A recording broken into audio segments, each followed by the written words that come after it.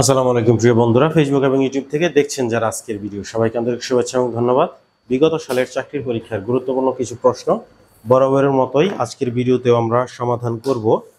Noun থেকে basically noun থেকে যে প্রশ্নগুলো আসে সেগুলো আমরা ধারাবাহিকভাবে সমাধান করতেছি। আমাদের প্রথম প্রশ্ন আজকের ভিডিওর এইটা প্রাথমিক সহকারী শিক্ষক নিয়োগ পরীক্ষা 2010 সালে আসছিল। প্রশ্নটা ছিল লাফ, এইটার নাউন কোনটা? লাফ শব্দের অর্থ হচ্ছে হাসা।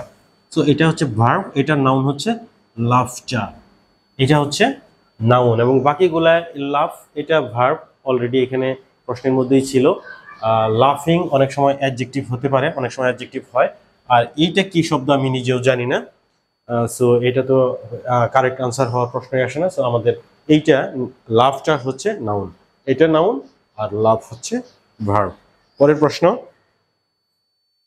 প্রাথমিক সহকারী শিক্ষক নিয়োগ পরীক্ষা 2010 সালে আসছিল। কম্পেল, এইটার নাউন কোনটা? এই কম্পেলের নাউন কোনটা? কম্পেল শব্দের অর্থ হচ্ছে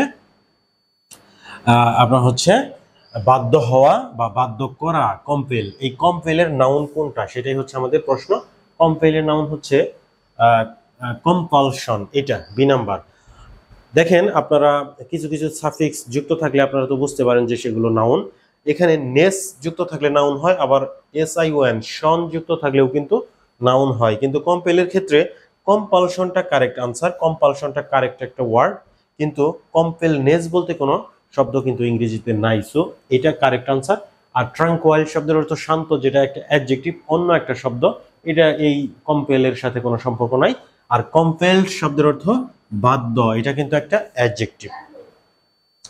এরপরের যে প্রশ্নটা আমরা সমাধান করব, এটা প্রাথমিক সহকারী শিক্ষক নিয়োগ পরীক্ষা 2010 সালে আসছিল। এই প্রশ্নটাও রিফিউজ ওয়ার্ডটার নাউন কোনটা? রিফিউজ হচ্ছে ভার্ব, প্রত্যাখ্যান করা। রিফিউজ এই ভার্বের নাউন হচ্ছে রিফিউজাল, প্রত্যাখ্যান।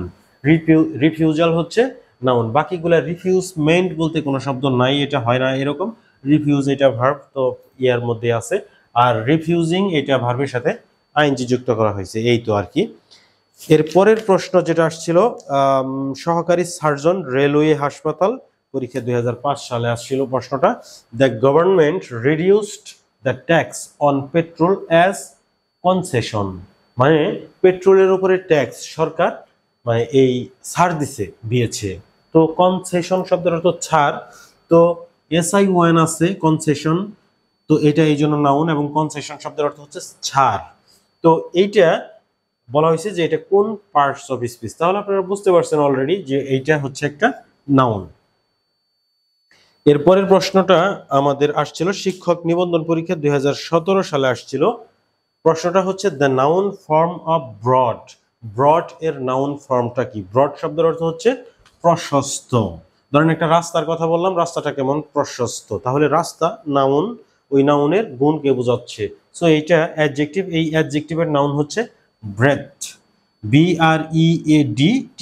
আবার দেখেন ব্রেথ, এটা কিন্তু শ্বাস, এইটাও নাউন, কিন্তু এই ব্রডের সাথে তো এটার কোনো সম্পর্ক নাই, এটা হচ্ছে শ্বাস।